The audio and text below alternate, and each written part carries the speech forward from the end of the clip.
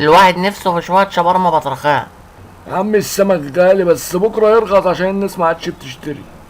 ايه رايك اخوكم ونروح نصطاد بس تفولوا العربيه كلها بنزين؟ خلصت الله بينا. من اولها كده اللي هيصطاد حاجه ويكمرها هنفخه. ما تقعدش تنبر كتير بقى خلينا نصطاد وسيبها على الله. شايف انا محمود الشبار عمال يلعب قدامك في الميه ازاي؟ انا نفسي اصطاد سيبيايه مع اني ما اعرفش يعني ايه سيبيا مهما.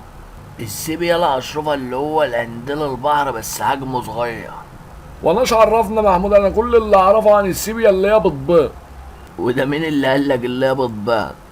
كنت ماشي قبل كده من جنب مطعم بتاع بحريات ولقيت واحد بيقول له عمو عايز سندوتش بيض سيبيا، فعرفت اللي هي بتبيض مش بتولد. ما شاء الله، ده انت الذكاء عندك معدي الحداد. الحمد لله محمود، انت عارفني على طول عمري بحب السقافه. امال اكون انا والشبار خصم الطعم ولا ايه؟ لا، ممكن يكون متقل في العشاء امبارح بالليل فعشان كده ملوش نفس ياكل. كنا ما معكش سندوتش لحسن دماغي اتقورت من الشمس. ما انت ابوك اخد السندوتشات عنها معاه 10. طب اعمل ايه الوقت انا جعان قوي. ما هو انت الحل الوحيد عشان تعرف تاخد السندوتشات تزق ابوك في الميه. السناره بايناها غمست، الحقونا يا جدعان. بينها برايه عفره. اروح اعمل على الرز يا جدعان. ده انا نعملها صياديه.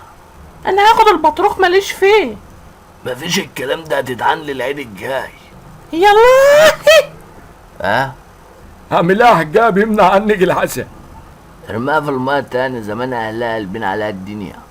انا هروح اصطاد من الجنب التاني، عايزين حاجه؟ خدها لها مفجوعة السندوتشات. عيل طفص.